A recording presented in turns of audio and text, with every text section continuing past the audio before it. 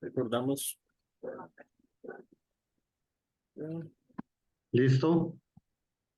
Listo. Bueno, muy buenas noches tengan todas y todos. Antes de comenzar la actividad me presento. Mi nombre es Giancarlo Hernández Zúñiga. Soy estudiante de la carrera de Derecho de la Universidad de Costa Rica, sede de Guanacaste. Y esta noche les estaré acompañando en la moderación de esta actividad. Antes de dar inicio propiamente con la actividad, voy a permitirme dar algunas indicaciones generales para el correcto desarrollo de la misma. Recordarle a las personas que esta noche nos acompañan que mantengan silenciados sus micrófonos para evitar interrupciones innecesarias que puedan afectar el desarrollo de la charla. Asimismo, recordarles que cuentan con el chat de la plataforma Zoom para hacer cualquier tipo de consulta que tengan, o bien la pueden hacer al finalizar la charla directamente, ya sea por medio de que activen el audio o bien por medio del chat. Dicho esto, voy a permitirme presentar a quien nos acompaña esta noche, profesor y máster Rodrigo Campos Esquivel, quien en cuanto a su formación académica es licenciado en Derecho y notario público por la Universidad de Costa Rica, el máster en Derecho del Trabajo y Seguridad Social en la Universidad Total a Distancia con graduación de honor. En cuanto a su experiencia laboral, se ha desempeñado como magistrado en la Sala Segunda de la Corte Suprema de Justicia y como magistrado suplente desde el mes de abril del 2020. Además, se ha desempeñado como juez mixto en materias como la penal, civil y laboral, juez de apelaciones en materia civil y laboral de mayor cantidad. Además, es profesor de la Universidad de Costa Rica en los cursos de Derecho Procesal Penal y Derecho Laboral, desde el curso lectivo del 2003 hasta la fecha. Además, es profesor catedrático de la Universidad de San José, coordinador de la Escuela Judicial en el Primer Circuito Judicial de Guanacaste, y actualmente también es juez de apelación civil y laboral de Guanacaste. Dicho esto, y sin más preámbulo, me permito presentar la ponencia del día de hoy, que se titula Formalidades y fundamentación de la sentencia penal. Dicho esto, le cedo la palabra, profe. Muchas gracias, Giancarlo. Bueno, como siempre, también agradecer a las personas que se han interesado en seguir la charla del día de hoy. Bueno, como conversábamos informalmente, la idea es desarrollar temas que o del todo no se tocan en el plan de estudios o no hay oportunidad de desarrollarlos en una forma adecuada. Este es el caso del tema que nos ocupa el día de hoy, formalidades y fundamentación de la sentencia penal. Perdón, este es un tema que, si acaso 10 minutos podrá uno tocar en los cursos porque no se puede, por el tiempo con el que se cuenta, no se puede desarrollar en una forma más amplia. Advierto también que en 40 minutos, o no sé cuánto pueda durar la charla más o menos, es imposible ver todas las vicisitudes que se puedan presentar relacionadas con este tema, ¿verdad? Esto es algo que, bueno, solo la experiencia y los años y, bueno, los errores, todo eso es lo único que puede ir enriqueciendo no solo el conocimiento que tenga un juez, sino también un fiscal o un defensor con relación a este tema. La idea es dar algunas pinceladas, ¿verdad?, sobre esto y, bueno, que por lo menos sean los conceptos básicos más importantes con relación al mismo. Ok, vamos entonces en primer término a realizar un planteamiento del tema. Desde la perspectiva de la teoría del proceso, no cabe duda que la sentencia es el acto procesal más importante, precisamente donde el juez o el tribunal toman una decisión. Les comento que por lo menos en penal cabe la posibilidad de que la sentencia se dé en forma escrita o verbal. Sin embargo, la forma no incide en lo más mínimo en el contenido. Yo no sé, hay personas que completamente equivocadas, y esto lo digo con todo respeto, creen que la oralidad es informalidad y nada más alejado de la realidad. Lo que cambia es la forma en que se va a plasmar la sentencia. pero los requisitos de una sentencia escrita son exactamente los mismos de una sentencia oral. Tal vez en esto voy a detenerme un momentito para indicar de que realmente solo una persona que maneje las destrezas de la oralidad es a la que yo le recomendaría que haga una sentencia oral. Porque si hay un espacio en el cual se puede caer en errores, contradicciones, olvidos, es con las sentencias orales. Yo definitivamente voy con lo que es la sentencia por escrito. Esa es la que reduce en un grado muy importante el margen de error. En el proceso penal es la resolución en la que se decide sobre la responsabilidad del acusado en el hecho que se le acusa, siendo que en el peor de los casos se le puede imponer una pena privativa de su libertad en caso de ser hallado culpable. Lo anterior implica que para que la sentencia sea un acto válido en el que se restrinja la libertad de una persona o bien se le observa responsabilidad, debe cumplir con una serie de requisitos, especialmente relacionados con su fundamentación. Tal vez aquí aclarar que es un error pensar de que la falta de fundamentación solo va a ser decretada en aquellos momentos donde se condena y la fundamentación no es la correcta. Porque igual un fiscal podría traerse abajo una sentencia por falta de fundamentación. Esto, sin importar el resultado, la fundamentación siempre tiene que acompañar una sentencia, ¿verdad? Y no es cualquier tipo de fundamentación, sino que tiene que ser la fundamentación adecuada. Es por ello que este tema es de sumo interés para que las juzgadoras fundamenten en forma adecuada la sentencia.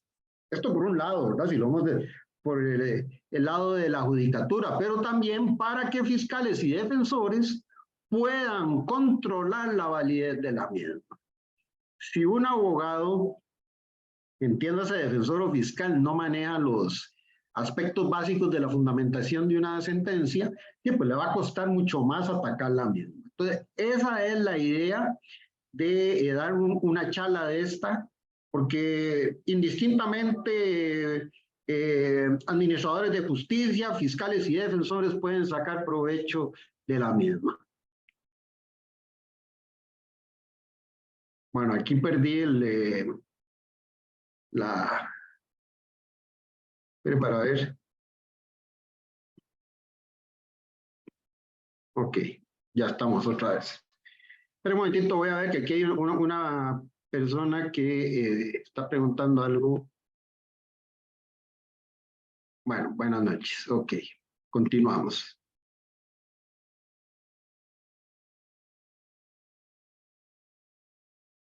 Aunque la forma de la sentencia muchas veces,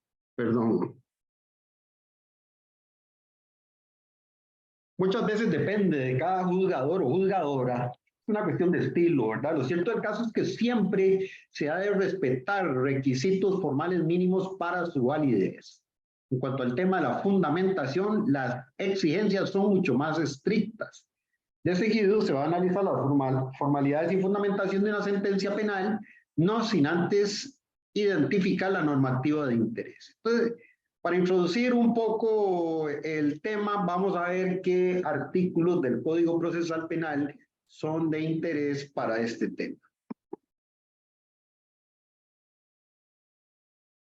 Bueno, tenemos el primer término, el artículo 8.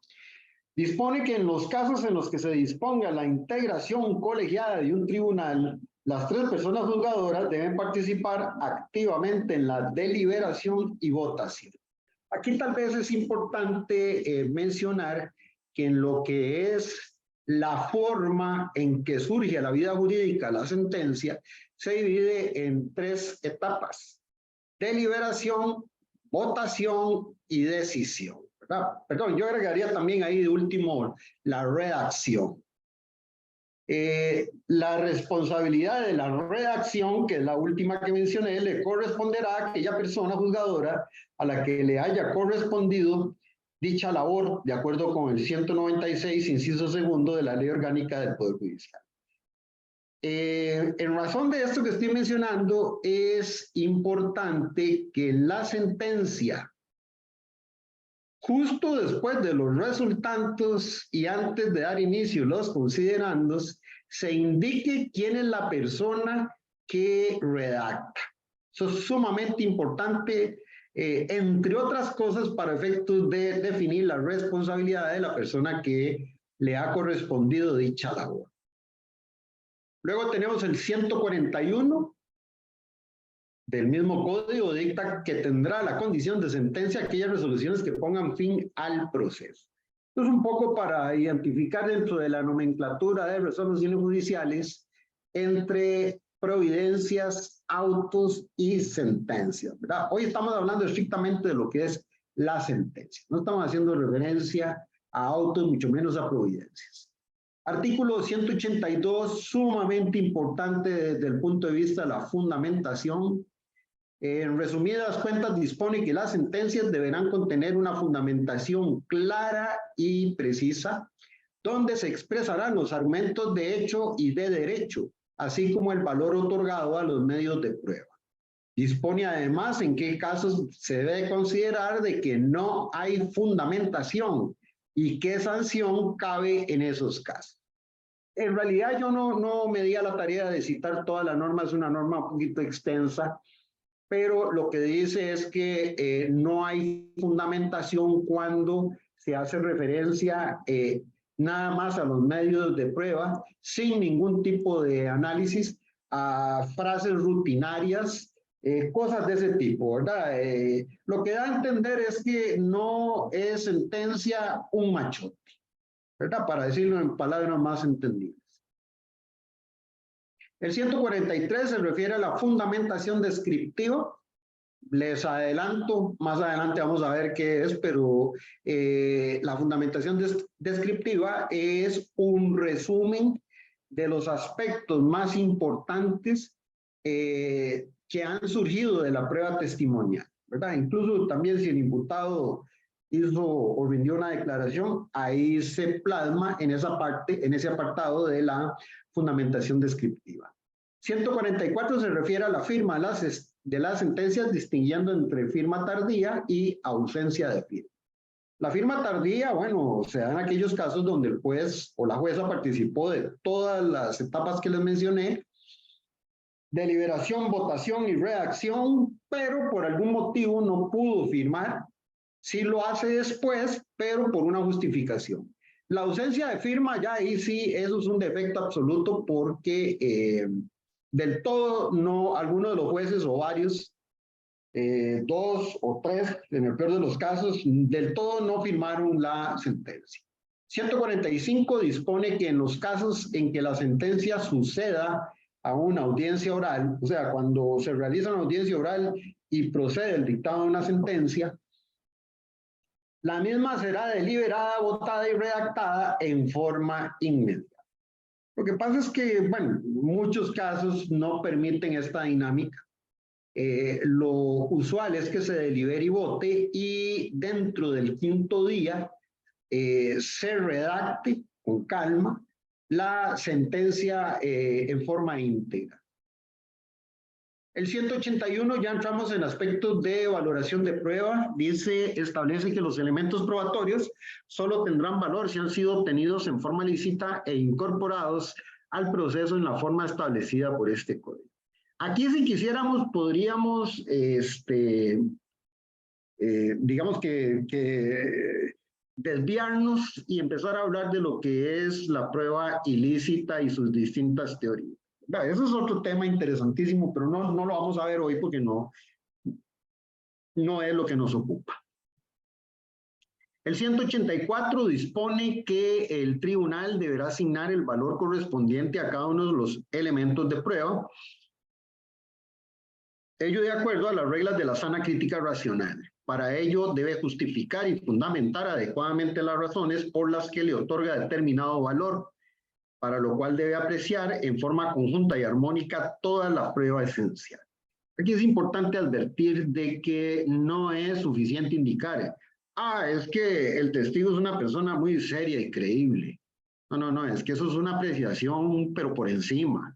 No, hay que explicar por qué esa declaración analizada en conjunto con la otra prueba lleva al tribunal a llegar a esa conclusión, de que es una persona creíble, que dio un relato coherente, etc.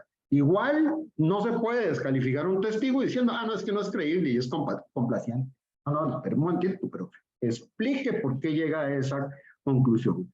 Si no se explica, pues son simples adjetivos, ¿verdad?, que no llevan a nada y que no pueden sustituir de ninguna forma la fundamentación. El 266 se refiere al pronunciamiento motivado que deberá realizar el tribunal sobre el pago de las costas procesales y personales, ello al dictarse la resolución que ponga fin a la causa. Es un tema también sumamente importante, ¿verdad?, que tiene que ver con la fundamentación. De hecho, es una lástima, ¿verdad?, que anulen una sentencia porque hubo un defecto con relación al tema de las costas. Artículo 363 establece los requisitos de la sentencia, aspectos sobre el que en todo caso se va a profundizar más adelante. Digamos que la charla gira alrededor de esta normita. 364 se regula los aspectos a tomar en cuenta a la hora de redactar y leer la sentencia. 365, importantísimo desde el punto de vista del debido proceso. La correlación que debe existir entre los hechos acusados y los que se ha tenido por probados. Esto es lo que se conoce como el tema de la congruencia, ¿verdad?, la correlación entre acusación y sentencia. 459 ya más bien tiene que ver con el tema de los recursos. Dicha norma indica que el recurso de apelación dará cabida al análisis integral del fallo cuando la parte muestre disconformidad con la determinación de los hechos, la incorporación y valoración de la prueba, la fundamentación jurídica o la fijación de la prueba. Les adelanto que, bueno, lo que es el recurso de apelación es mucho más accesible de lo que es la casación, ¿verdad? Que la casación, les comento, no sé en qué porcentaje, pero es muy, muy alto, no pasan de la parte de la admisibilidad de los recursos. Ok, vamos ya con el tema de las formalidades. Tal y como les dije, esto muchas veces es una cuestión de estilo. Cada juez, cada jueza tiene su propio estilo. Sin embargo, yo lo que traté de desarrollar es las cuestiones que o están o están. Aquí ya no hay cuestiones de estilo, sino más bien de eficacia de la sentencia. Y bueno, podemos decir que básicamente la sentencia penal se divide en 4 partes: encabezado, resultandos, parte considerativa y la parte dispositiva. Vamos primero con el encabezado. Básicamente el encabezado de la sentencia está conformado por lo siguiente: número de voto. Hay un consecutivo en todos los tribunales, entonces se le asigna un número de voto que sigue un orden, ¿verdad? Luego tenemos el tribunal y la sede en la que se dicta la sentencia, hora y fecha del dictado de la sentencia. Aquí hay que corregir, esto no es sentencia, es hora y fecha. Y esto es sumamente importante para efectos de establecer el tema del plazo, el plazo para recurrir. Luego de esa parte, digamos que serían los 2 primeros renglones, viene, digamos, una parte un poquito más grande del encabezado, donde se indica el nombre del imputado, sus datos personales, delito que se le acusa, nombre de la víctima o bien jurídico afectado, finalmente el nombre de los jueces, fiscales y defensores, así como otros profesionales intervinientes. En este último caso, si hubiera actor civil o demandado civil. Esto es el encabezado. Luego vamos con la parte de los resultandos, que es una parte formal 100%, ¿verdad? Sí tiene su importancia, ahora vamos a ver por qué. Dice primero el cuadro fáctico de la acusación fiscal. 2, cuadro fáctico de la querella, de haber una o varias. Estos 2, ¿por qué son importantes? Bueno, precisamente para controlar la correlación entre acusación y sentencia. Luego tenemos en un tercer resultando días y horas en las que se llevó a cabo el debate. Y el cuarto y último resultando, la afirmación de que se han respetado las formalidades y prescripciones de ley. Vamos con los considerandos. Digamos que esta es la parte que tal vez nos va a ocupar más, la más importante, la más laboriosa también. Considerando la parte considerativa, inicia con la identificación del juez redactor. Esto es importante, ya se los adelanté. ¿Por qué? Porque este es el que tiene la responsabilidad de la redacción de la sentencia. De seguido se acompañará la sentencia con los siguientes considerandos. Siguiendo este orden, ¿verdad? En un primer considerando se van a resolver incidentes y excepciones que hayan sido diferidas durante el debate. Esto es, que se requerirá la realización del debate para contar con suficientes elementos de juicio para su resolución. ¿Okay? Puede hacer que se plantee algún incidente, alguna excepción, con relación a la cual, dando inicio al debate, no tenemos elementos de juicio suficientes como para resolver en forma adecuada. Entonces, muchas veces los tribunales lo que deciden es diferir la resolución de ese incidente o excepción para el momento en que se dicta la sentencia íntegra. A partir de este momento se van a ver los distintos tipos de fundamentación. Y es que, vamos a ver, la fundamentación, por lo menos en una sentencia penal, vamos a ver, se manifiesta de diferentes formas, y eso es lo que vamos a ver de seguido. Primero, tenemos la fundamentación fáctica, consiste en la construcción de los hechos que se ha tenido por probados, para lo cual se debe tener en cuenta la congruencia que debe existir entre acusación y sentencia. Artículo 365 del Código Procesal Penal, y que ya les adelanté que esta correlación entre acusación y sentencia es parte integrante del debido proceso. Se deberá acompañar además la mención de los elementos probatorios a partir de los cuales se tuvo por probado dichos hechos. Esto es importantísimo también, ¿verdad? Se debe indicar a partir de qué prueba testimonial, documental, pericial, etcétera, se ha llegado a construir esta relación de hechos probados. En las sentencias penales, les comento, no es correcto hacer una relación de hechos no probados. Es un requisito que se exige para sentencias civiles y laborales, pero no para la sentencia penal. Tenemos la fundamentación analítica o intelectiva. Se trata posiblemente de la parte de la sentencia que implica una mayor labor intelectiva por parte del juez o de los jueces. A partir de la prueba se debe justificar el por qué se ha tenido por acreditados ciertos hechos, para lo cual se debe indicar qué elementos de prueba le merecen fe al tribunal y cuáles no. Que era lo que les decía anteriormente, ¿verdad? ¿Por qué se le resta credibilidad a cierta prueba? Y también, o por qué se le da credibilidad a cierta prueba, pero justificando el porqué de esa decisión. Con relación a esta fundamentación analítica, es importante seguir los siguientes consejos. Primero que todo, el análisis de la prueba debe resultar acorde con los hechos que se ha tenido por probados.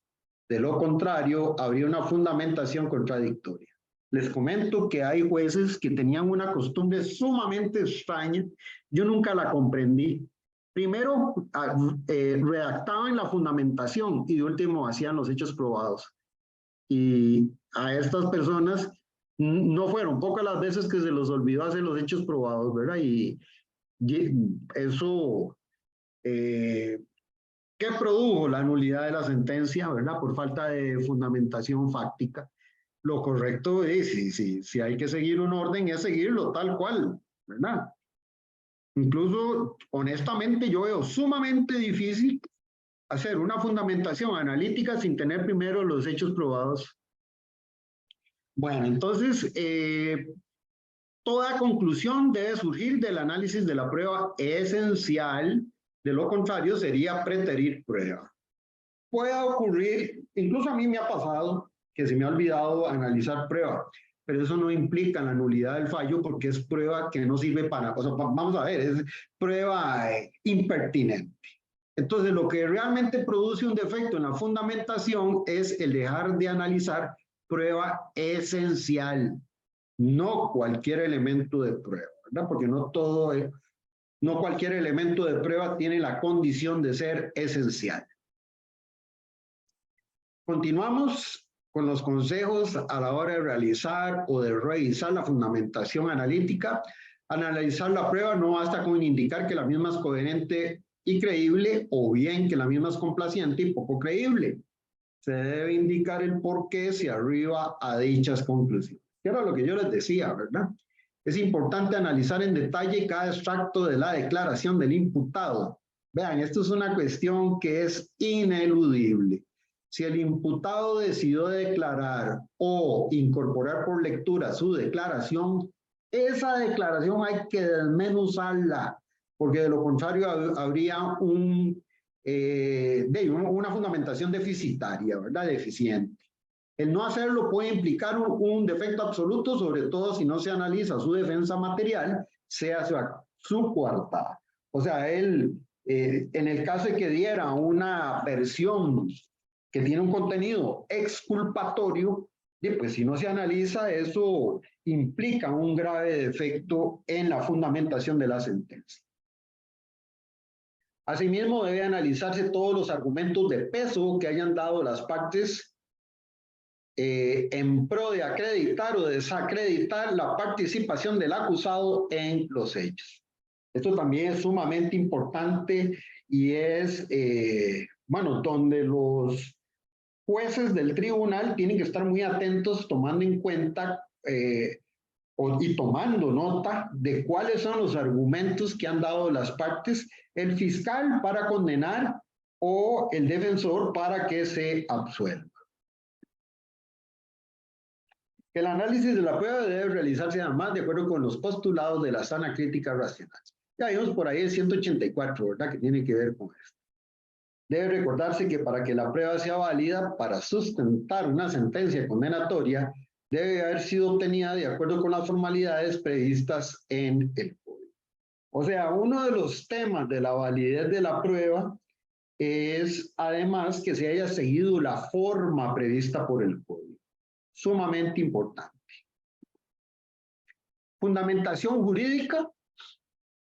Una vez que la persona juzgadora o el tribunal han tenido por acreditado que el acusado participó en el hecho delictivo que se le atribuye, se debe realizar el silogismo jurídico por medio del cual se debe establecer que la conducta atribuida al sujeto efectivamente encuadra en un tipo penal. Bueno, es aquello de la premisa mayor, premisa menor y la conclusión. Esto implica además el análisis de la teoría del delito, sea que se trata de una conducta típica, antijurídica y culpable. Y eso también, vean que eso es, dicho sea de paso, el análisis de la teoría del delito es parte integrante del debido proceso. Esto lo dijo la Sala Tercera en el voto 1062-2011. Luego, continuando con el tema de la fundamentación, vamos ya por la fundamentación en la individualización de la pena. Y ojo con esto que menciono acá. Se trata tal vez de uno de los aspectos de la fundamentación de la sentencia más importantes y que más se descuida, lo que redunda en gran cantidad de nulidades de la misma por ausencia de fundamentación.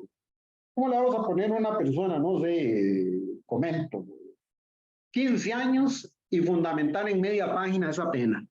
Dios, hay que sacar más el ratito para fundamentar por qué le estamos imponiendo semejante pena, ¿verdad? En ese sentido, se recomienda utilizar el Ordinal 71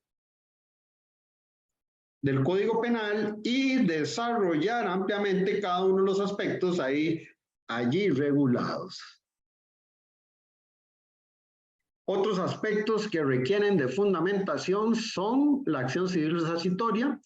Se trata de un aspecto que se tramita dentro del proceso penal, no obstante requiere de un análisis específico en lo tocante a los hechos probados, la prueba esencial, la fundamentación jurídica y, de ser el caso, de los daños y perjuicios concedidos, todo ello desde la perspectiva del derecho civil. O sea, que hay que tomar en cuenta que la conducta que produjo un daño se ventila en dos jurisdicciones. Primero la penal para efectos de imponerle una pena, pero también en la civil para efectos de establecer la procedencia o no, ya sea de una reparación o de una indemnización, ¿verdad?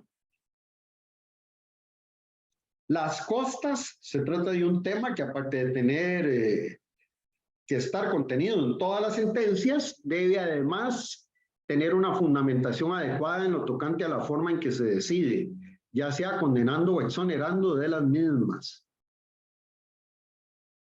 Prisión preventiva. Este es otro tema importantísimo, ¿verdad? Que hay que tener muchísimo cuidado de fundamentar en forma correcta. En aquellos casos en los que se debe ampliar la prisión preventiva o bien ordenar la misma para asegurar la ejecución de la pena, se debe fundamentar adecuadamente dicha decisión. Bueno, entre otras cosas, echando mano a los artículos 239 y 258 del Código Procesal Penal. El 239 se refiere a los presupuestos de la prisión preventiva. El 258 lo que establece la posibilidad de ordenar la prisión preventiva en aquellos casos donde haya sospecha de que el imputado no se va a someter a la ejecución de la pena. Si bien es cierto, la decisión se comunica con la lectura de la parte dispositiva, con la parte dispositiva lo que se va a decir es durante qué tiempo se dicta la prisión preventiva, pero eso no releva al tribunal de que en la sentencia íntegra tenga que llevar a cabo un considerando donde desarrolle adecuadamente la imposición de la prisión preventiva. Ello no exime fundamentar en la sentencia íntegra. Parte dispositiva, ya esta sería la última parte de la sentencia. Ya vimos el encabezado, resultandos, considerandos, parte dispositiva. Se trata de un resumen de la decisión tomada. Se inicia con la normativa aplicable al caso, siguiendo este orden, ¿verdad? Por orden de importancia. Primero mencionamos la Constitución Política, luego el derecho de fondo, Código Procesal Penal, Código Civil, Ciberacción Civil, luego la normativa instrumental, Código Procesal Penal, se indica si se condena o absuelve al acusado por el delito, en caso de condena, la pena impuesta y forma en que se descontará la misma. De seguido, el resultado de la acción civil resarcitoria, finalmente la decisión con relación a medidas cautelares y las costas. Aquí no lo menciono, pero después de la parte dispositiva, ya en la sentencia íntegra es donde cada uno de los jueces plasma su rúbrica. Bibliografía de interés, bueno, el libro de Javier Llobet, muy bueno, muy recomendable, acaba de salir la 7ª edición. El nombre nada que ver, ni me va a disculpar el respetable don Javier, pero en realidad es un código procesal penal comentado. Es que él da la idea como que esto es un libro. No, esto no es un libro, eso es el código anotado y concordado, ¿verdad? Y luego tenemos el libro Lógica Jurídica y Motivación de la Sentencia Penal, que aquí es donde se desarrolla no solo aspectos sumamente importantes de la lógica jurídica, sino también de la fundamentación de la sentencia. Bueno, eso sería de momento. Buenas noches, espero que haya sido de su agrado y quedo a su disposición por si tienen alguna pregunta.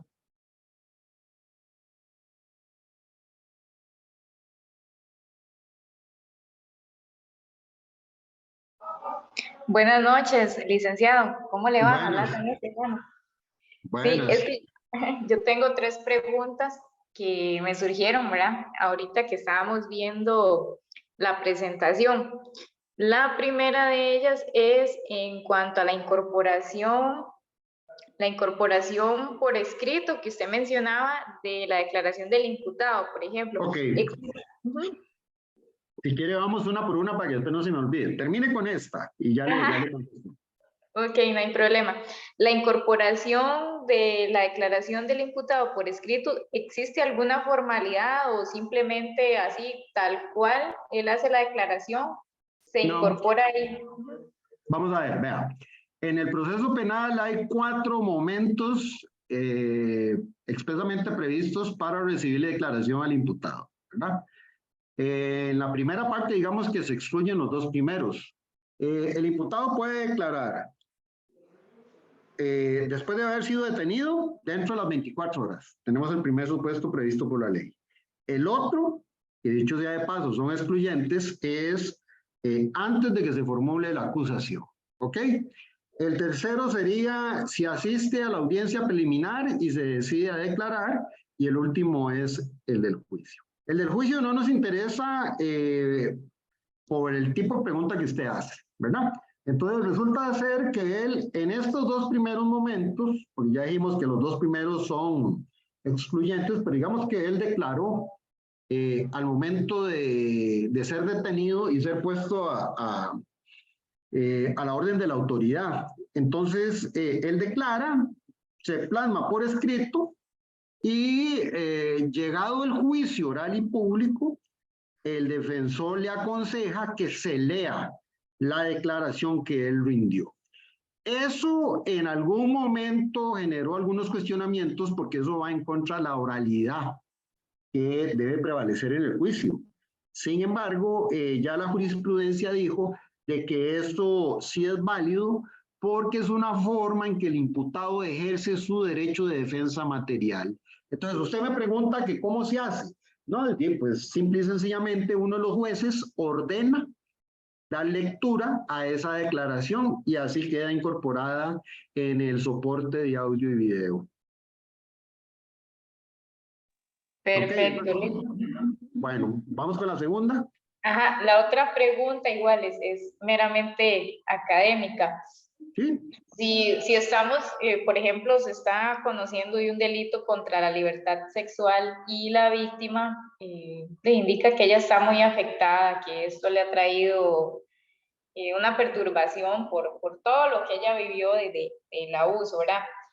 Pero en el expediente de esta afectación no consta, ¿verdad? No hay dictámenes en psicología, no consta. No importa. En ese caso, estamos en presencia de un testimonio especial, artículo 212 del Código Procesal Penal. Entonces, se trata de una persona víctima de un delito y entonces ella perfectamente puede pedir que se aplique la privacidad de la audiencia. Esto hablando de la audiencia, ¿verdad? No tiene que ver con la sentencia, pero sí puede pedir que se aplique la privacidad de la audiencia. No se ocupa un dictamen para eso. Basta con que sea víctima de un delito. 212. Artículo 212 del Código Procesal Penal. Correcto. Ok.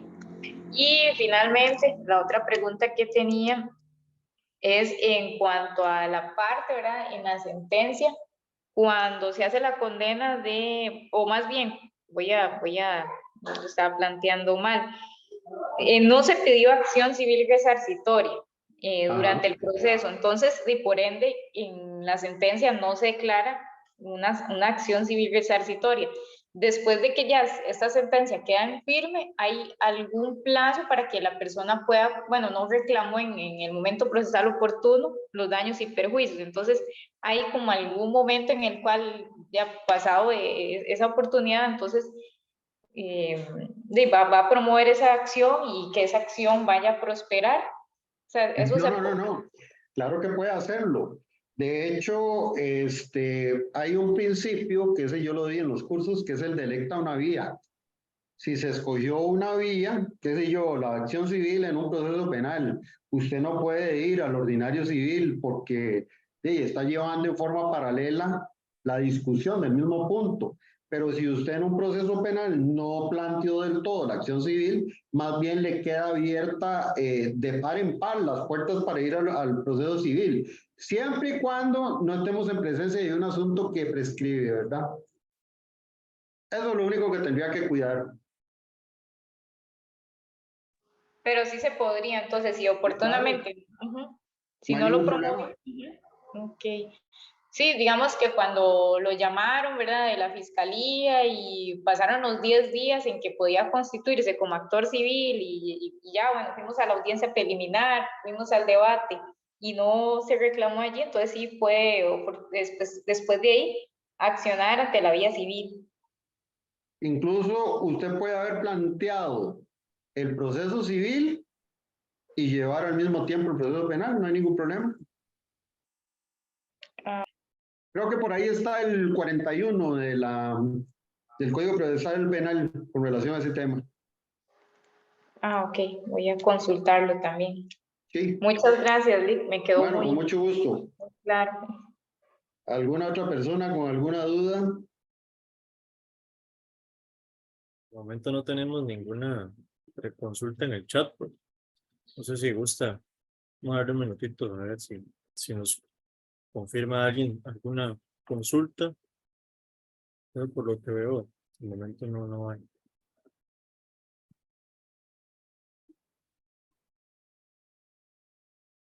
No, pues pareciera como que de momento no tenemos más consultas. Bueno, Dicho esto, entonces, como siempre, pues agradecerle muchísimo por el tiempo, por sus aportes y quedamos esperando la próxima charla entonces. ok, espero que el tema haya sido de su agrado, ¿verdad? Bueno, entonces, dicho esto, muchísimas gracias a las personas que nos acompañaron esta noche. Ya próximamente estaremos subiendo la charla en el canal de YouTube para que la consulten también en caso de que haya quedado alguna duda. Y bueno, nos veríamos entonces en la próxima. Que estén muy bien y buenas noches. Buenas noches. Gracias, profe. Buenas noches. Hasta luego.